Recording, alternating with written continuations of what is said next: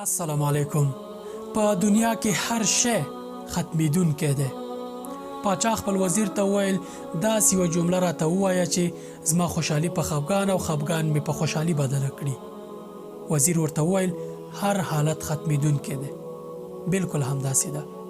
که انسان غني وي تر یو لنډې مودې بعد فقیر کیږي، که فقیر وي لنډه موده وروسته غني کیږي. هر حالت ختمیدونکی دی. خو رښتینې اتلولي بیا دا ده چې انسان د دنیا په امتحان کې بریالی شي او آخرت ته لاره ومومي.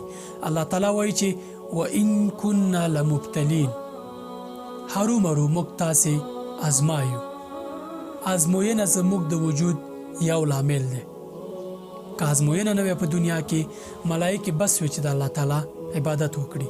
سختی یا خوشحالي او راحت، لوړ منصب یا ټیټ منصب، ضعف یا قوت، غنا یا هر څه، دا د الله تعالی ازموینې دي. په دې کې انسان ازمایل کیږي. اتلولي دا ده چې موږ په آخرت کې ځان بریالی کړو او د آخرت بریا د دنیا په بریا پورې تړلې ده. کله چې د دنیا جنت ته موږ داخل شو، د آخرت جنت ته داخلېدی شو. په دنیا کې جنت دی چې هغې ته انسان داخل شي، آخرت کې جنت ته حتما داخلېږي.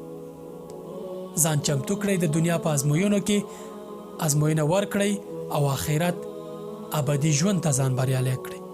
السلام علیکم ورحمت الله وبرکاته. که غواړئ مهمې اسلامي ویډیوګانې ترلاسه کړئ په یوټیوب کې زما نوم ولیکئ، دا یې سپیل دی.